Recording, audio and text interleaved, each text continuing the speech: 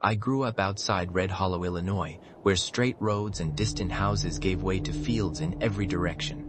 My aunt worked early at a nursing home, and my uncle drove deliveries until dark, so by 11 I was used to getting myself to school. I rode a blue bicycle along the county road, past a boarded-up grain elevator, past an old pump station, and around the Kessler property.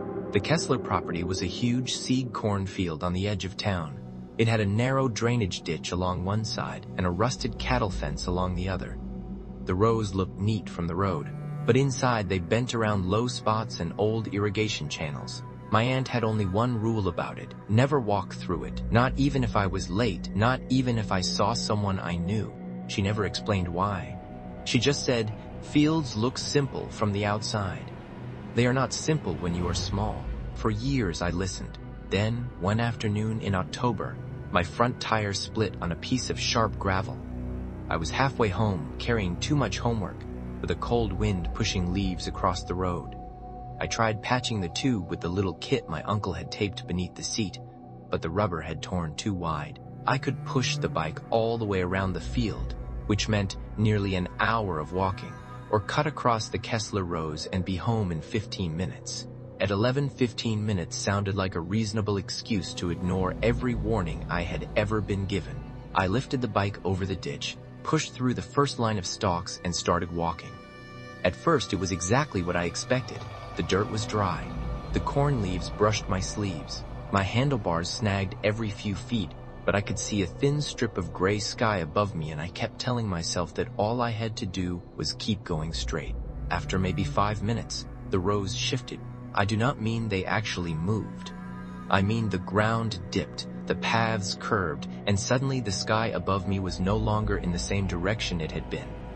I turned left to correct myself, then right, then left again. Each row looked identical.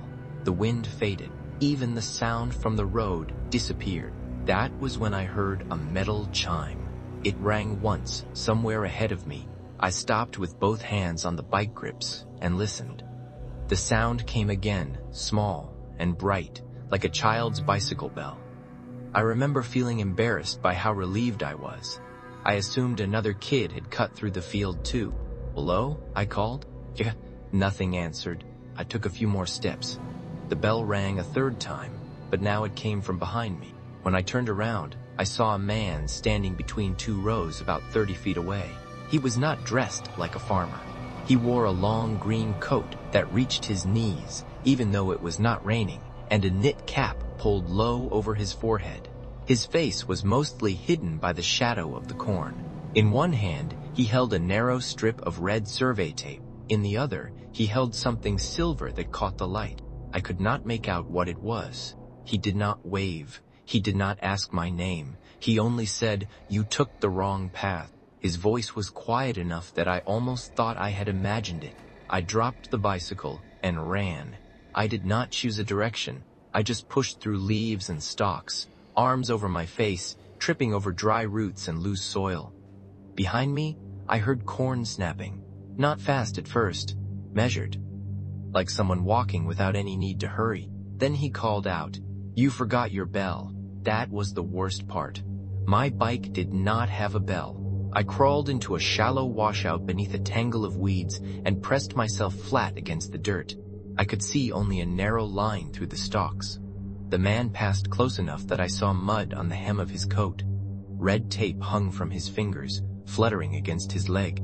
He paused. For several seconds, he stood completely still. Then he whispered, not to me exactly, but to the field itself, "He always comes back." I stayed hidden until the sun was almost gone. When I finally moved, I found the drainage ditch by accident and followed it until I reached the road. I ran home without the bike, covered in burrs and mud, and told my aunt and uncle everything. My uncle called the sheriff. My aunt cried in the kitchen and kept checking my arms for cuts. 2 deputies searched the edges of the property before nightfall, but they did not go far into the rows. They told us there were no fresh tracks and no sign of anyone else. My bicycle was gone. For the rest of that year, I refused to look at the Kessler field. Then, just before Christmas, a small padded envelope appeared in our mailbox with no return address. Inside was a brass bicycle bell. It was old, scratched, and packed with dirt. Stamped around the edge, in letters so faint I could barely read them, were 3 words: "Come back quietly." I did not return to Red Hollow for 17 years. By then, I was working as a mapping technician for a utility company in St. Louis. My job was mostly boring in the best possible way. I spent my days checking property lines, updating pole locations, and converting old paper records into clean digital maps. I liked work that had borders. I liked being able to look at a screen and know exactly where everything was supposed to be. Then my aunt had a stroke. She survived, but she could no longer manage the house alone, and my uncle had died the previous winter. I took unpaid leave and drove back to Red Hollow, telling myself it would only be for a month or 2. The Kessler property had changed hands years earlier. The old farmhouse had been demolished, and much of the field was now rented out to a local grower. From my aunt's kitchen window, I could still see the western edge of it beyond the county road. I tried not to look there. For the first week, nothing happened. I cooked meals, took my aunt to physical therapy, fixed a leaking gutter, and worked remotely when the internet behaved. The silence at night was heavier than I remembered, but I was tired enough that I slept anyway. Then I started seeing the orange markers. At sunset, one appeared at the edge of the corn, planted beside the ditch. It was a small flag on a fiberglass rod, the kind survey crews use to identify points. I noticed it because I knew the equipment. The next evening, there were 2 markers. The evening after that, 3. Each day, they were closer to my aunt's house. The markers bothered me for another reason. They were not random points. Whoever placed them knew how to read a line of sight. Each rod stood at the same height, and together they formed a clean diagonal from the field to the living room window. I later checked the spacing on my phone, 50 paces between every flag. No bored teenager does that by accident. At first I assumed someone was preparing to run a new utility line, but no project had been filed, and no crew vehicles ever appeared. The markers were placed too neatly, each one aligned with the front porch as if someone had measured the distance from the field to the house. On the 5th night, I walked down to the road and pulled the closest one out of the ground. A strip of red survey tape was tied beneath the flag. I went inside, locked the door, and told myself it was a prank. Red Hollow was small. Someone probably remembered me, knew I had come back, and thought they were being clever. The next morning, my aunt asked why I was carrying a flashlight through the hallway. I told her about the flags. Her expression changed before she could stop it. She said the man who had owned the Kessler land before it was sold had a son named Warren. She said Warren had struggled for years after disappearing for a while as a teenager. People had found him sleeping in an abandoned pump house with red strips of tape tied to his wrists. He had been sent away for treatment, then returned briefly, then vanished again. Your uncle thought he was the one in the field, she said. I asked why nobody had told me that when I was a child. She looked down at her hands. Because no one knew for sure. That afternoon, I drove to the nearest sheriff's office and explained what I had seen. The deputy listened politely, wrote down my name, and said that placing flags near a road was not illegal unless they were on private property or obstructing traffic. He offered to send someone by if I saw a person. That answer did not help. I bought 2 motion lights and a cheap camera system from the hardware store. I placed one camera over the porch, one toward the shed, and one facing the road. By midnight, the apps on my phone showed clean, empty views of the yard. At 2014 in the morning, every camera went black. I woke up because of the sound. A single, metallic ding. It came from the front porch. I stood in the upstairs hallway for almost a minute before forcing myself down the stairs. I did not turn on the outside light. I did not look through the window. I opened the front door just enough to see the porch boards. My childhood bicycle was there.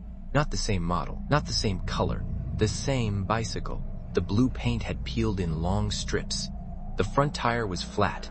The left handlebar was twisted exactly the way I remembered it after I dropped it. Mud dried in the spokes. A small brass bell had been bolted to the center of the handlebars. A fresh strip of red survey tape was tied around the seat. There was a detail the deputies could not understand. A white scrape marked the left fork where I had clipped the pump station gate years earlier. It was still there. I touched it and felt the same rough edge I remembered from childhood. Someone had not found a similar bike. Someone had kept mine. On it, written in black marker, were 4 words: "You found the Excite." The sheriff came that morning and took photographs of the bike. They checked the serial number and confirmed that it matched a report my uncle had filed almost 2 decades earlier. The deputy looked more serious after that, but seriousness did not turn into answers. There were no usable prints, no camera footage, no tire marks on the road. The bike had simply appeared on the porch. My aunt wanted to leave immediately. I wanted her to, but her doctor had warned against sudden changes after the stroke, and she refused to stay with relatives. She kept saying the house was all she had left of my uncle, so I stayed alert. For the next 3 nights, I barely slept. I sat in the living room with every light on and watched the camera feeds refresh every few seconds. I checked the doors twice an hour. I kept the old brass bell in a glass jar on the kitchen counter because I could not make myself throw it away. On the 4th night, the power failed. The house did not flicker first. Everything simply stopped.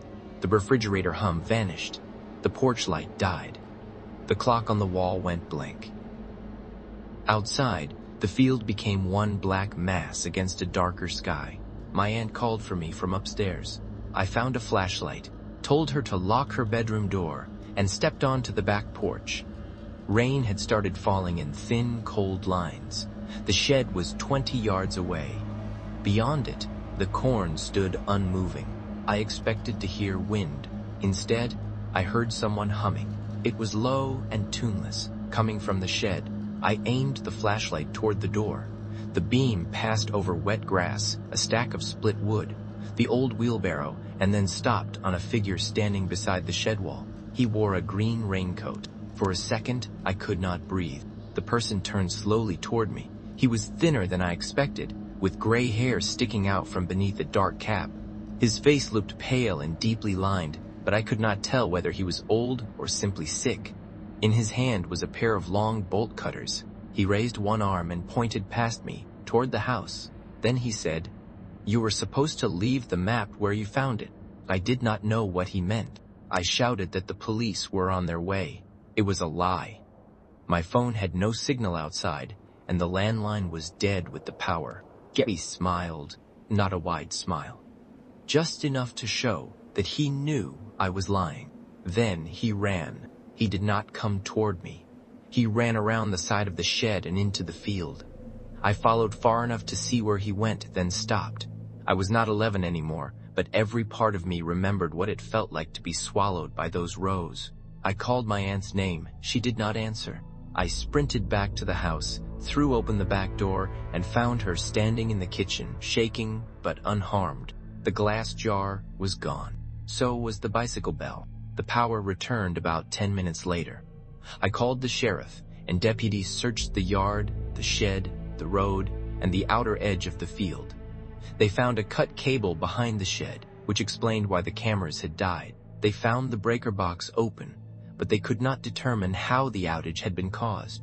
They also found something buried near the ditch. The tube had been driven deep into the clay and covered with stones, as if the person who buried it expected the area to be searched. One deputy held it beneath the porch light while the other photographed every layer. The wax seal was newer than the paper inside, which meant someone had opened it, resealed it, and returned it to the ground long after the original map had been drawn. That made the whole thing feel less like an old mystery and more like an active message. It was a thin metal tube sealed with wax. Inside was a rolled-up sheet of old survey paper. Most of the ink had faded, but I could still see a hand-drawn grid of the Kessler property. Several points were circled in red. One of the circles sat exactly where my aunt's house now stood. At the bottom of the page, someone had written a date from 1989 and a note in block letters. "The house is on top of it." That night, my aunt finally told me something my uncle had never shared. Before the Kesslers sold their land, there had been a search party in the field. A local boy had disappeared after walking home from a football game. The boy was never found. Warren Kessler had been questioned, but there was never enough evidence to charge him. A few months later, Warren vanished. My aunt said my uncle had spent years convinced that the missing boy had buried something near the pump house before he disappeared. "A map," I said. She nodded. Then she looked toward the dark window and whispered, "Or a way out." The next evening, I arranged for my aunt to stay at a rehabilitation center in the next town. I told her it was only for a few days while I dealt with repairs.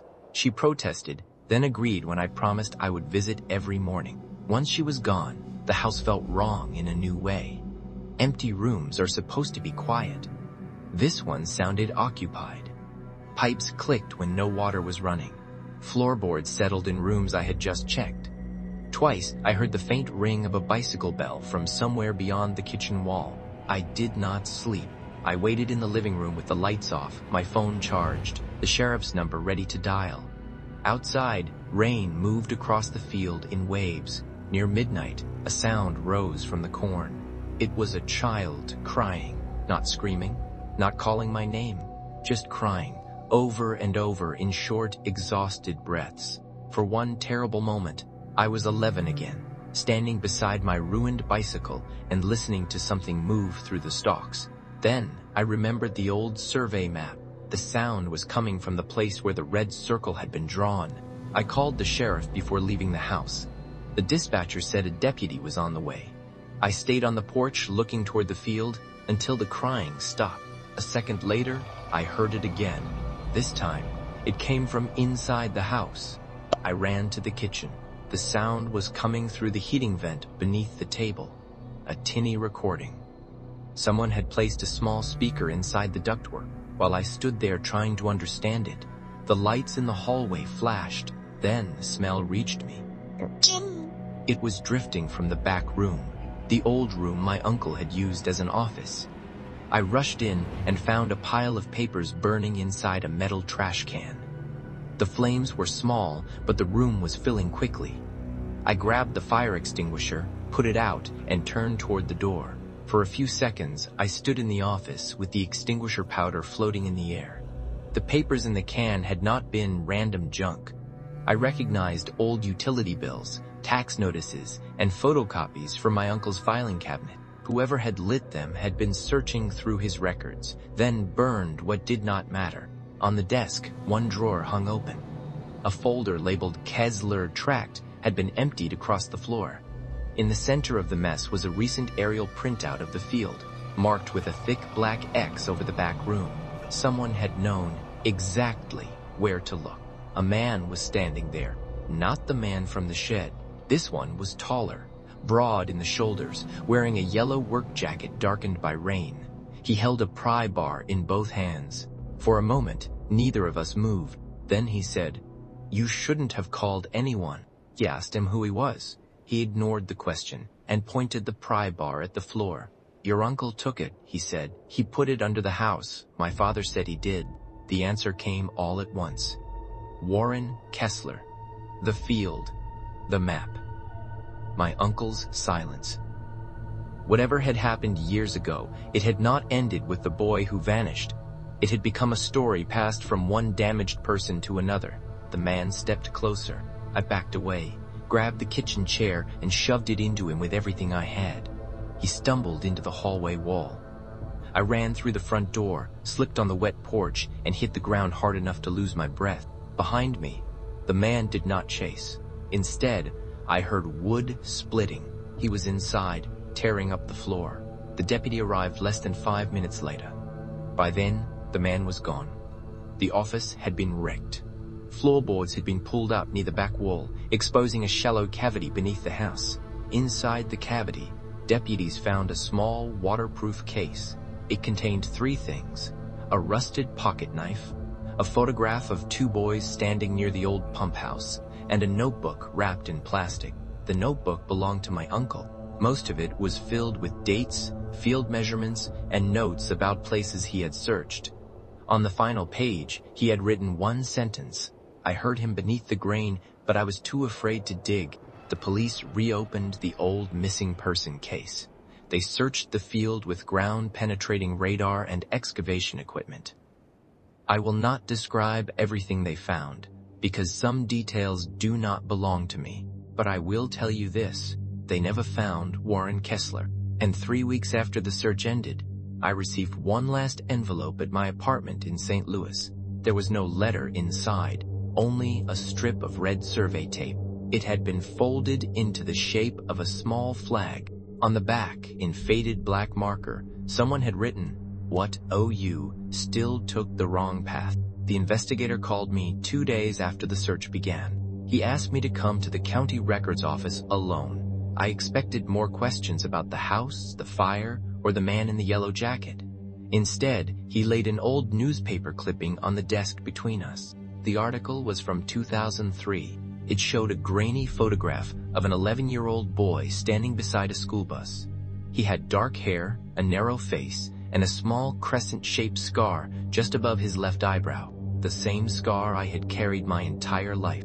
The headline read, "Local Boy Missing After Walk Home." The boy's name was Miles Arden. I stared at that picture for so long that the investigator finally asked whether I was all right. Yet I was not. My name was Noah Harlan. At least, that was the name I had used since I was old enough to remember. It was the name on my school records, my driver's license, my college papers, and every job I had ever held. But the boy in the newspaper was me. I knew it before anyone said it. The investigator told me they had compared the old photo to recent records. The scar, the facial proportions, even a chipped front tooth visible in the image all matched. A DNA test would be needed for certainty, but nobody in that room believed it was a coincidence. The most disturbing detail was the date. Miles Arden disappeared less than 3 months before I first started living with my aunt and uncle. I had always believed they took me in because my parents worked too much. That was the story I had been told. It was the story I repeated for years without ever questioning it, but I could not remember my parents' faces. I could remember a woman singing while she cooked. I could remember a man wearing work boots by the door. I could remember a backyard swing with one broken chain. None of those memories belonged to the Harlan house. That evening, I drove to the rehabilitation center and asked my aunt to tell me the truth. She knew what I was going to ask before I said anything. Her face folded in on itself. For a long time, she did not speak. She just stared through the window at the parking lot, where rainwater collected around the curb. Finally, she whispered, "Your uncle brought you to me." I asked what that meant. She said he came home late one night carrying a sleeping child in his arms. He said he had found me wandering near the old Kessler land. He told her my parents were dead. He said nobody would come looking for me. She believed him. She told herself she believed him because she loved him. But years later, she found an old school photo hidden in his desk. It was the same photo from the newspaper article, the one of Miles Arden, confronted him. He told her that if she ever spoke to anyone, they would both lose everything. Then he made her help change my name. The room felt cold despite the heat running through the vents. I asked her one question. Who was he? She started crying before she answered. "Your uncle wasn't Cal Harlan," she said. "That was the name he used after he disappeared." I felt my stomach turn. What was his real name? She looked at me with the kind of fear that only comes from carrying a secret for too long.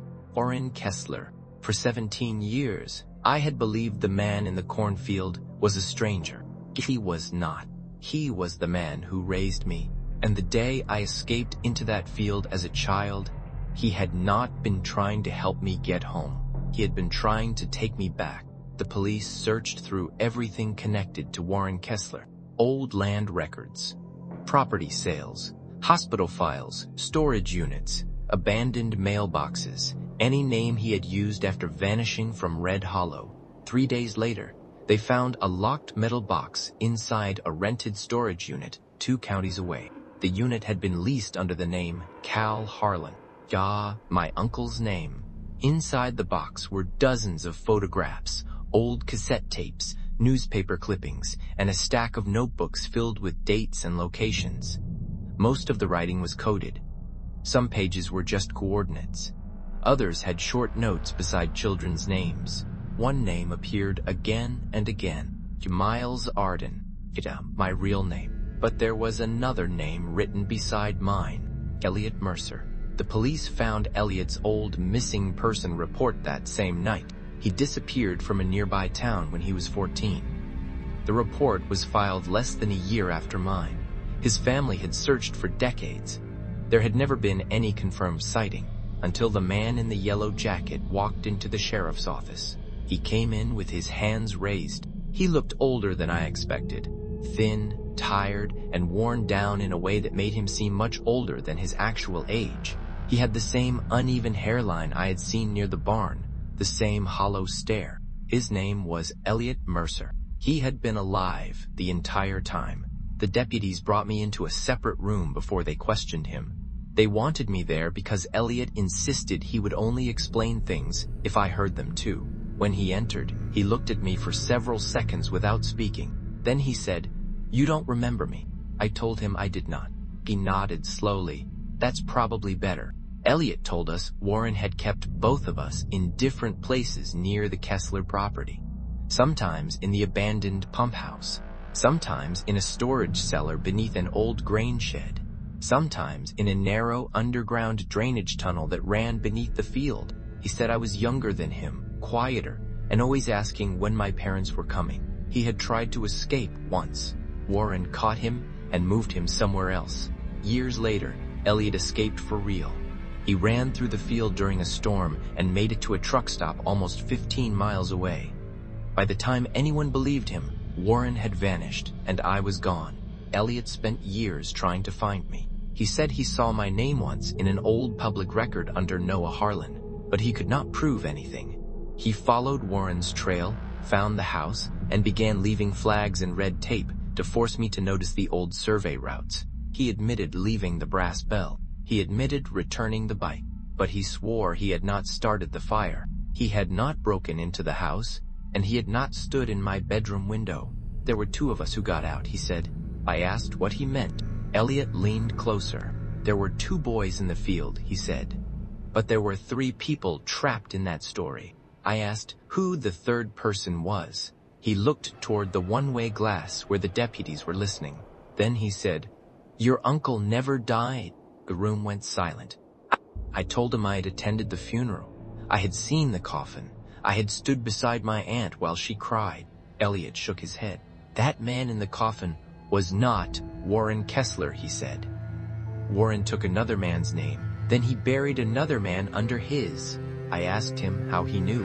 He reached into his jacket pocket and placed a photograph on the table. It was old and water-damaged. The photo showed 3 people standing beside the pump house. One was Elliot. One was me. The third was a man in a green coat.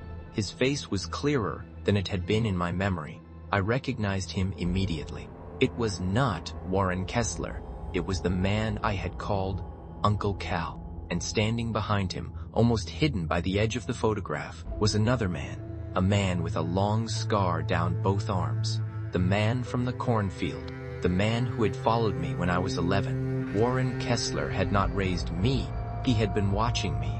The police reopened the grave listed under Warren Kessler's name. Yeah, they did it quietly. No press. No public announcement. Just forensic workers, floodlights, and a small group of deputies standing in the rain while they opened a grave. Everyone had assumed held a dead man. The body inside was not Warren. It belonged to a man named Calvin Harlan. My uncle. The man who had raised me. The man my aunt had believed was Warren Kessler. The man who had signed my school forms, taught me to repair a bike chain, and told me never to cut through the cornfield. Calvin had been dead for more than a decade. Someone had been using his identity long after that. That meant the man who came back to the house was not my uncle. And it meant Warren Kessler had been alive the entire time. The police placed officers near the old pump station, the cornfield, and the road outside my aunt's house. Elliot gave them every location he could remember. The underground tunnel beneath the field was sealed years ago, but there was one entrance nobody had checked, a concrete drainage chamber beneath the old grain elevator. At dawn, they opened it. Inside, they found blankets, canned food, water containers, a small battery-powered radio, and dozens of brass bicycle bells hanging from the ceiling by strips of red survey tape. Every time the wind moved through the chamber, The bells rang softly. There were photographs taped to the walls. Pictures of Elliot, pictures of me, pictures of my aunt, pictures taken through windows. The officers found recent footprints leading out through a narrow service tunnel that opened near the highway. Warren was gone, but on the wall, beneath all the photographs, someone had written one sentence in black paint: "The boy was never lost." At first, I did not understand what it meant. Then Elliot handed me one final photograph from the storage box. It showed my biological mother standing beside the pump house. She was young, frightened, and holding my hand. Behind her stood Warren, and beside Warren stood Calvin Harlan. My uncle. The photograph had a date written on the back. The same week, I disappeared.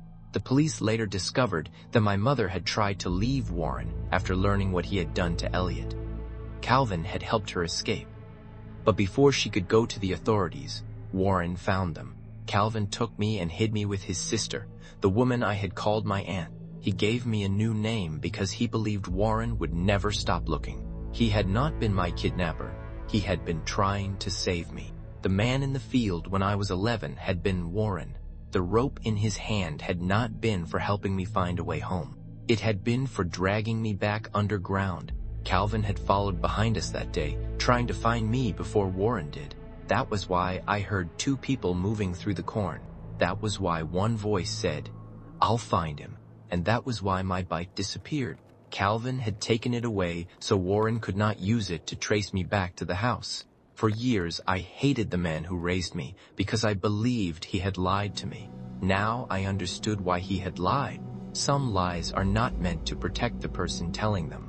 They are meant to protect the person who cannot survive the truth. 3 weeks after the chamber was found, the police told me Warren had probably crossed state lines. There was no confirmed sighting, no arrest, no body. I moved out of Red Hollow. I changed my number. I changed my address. I stopped looking at cornfields. Then, last month, I came home from work and found a small package waiting outside my apartment door. No return address. Note, inside was a single brass bicycle bell. This one was clean, still new, and tied around it was a strip of red survey tape. On the tape, written in thick black marker, were 6 words: "I found the right boy this time."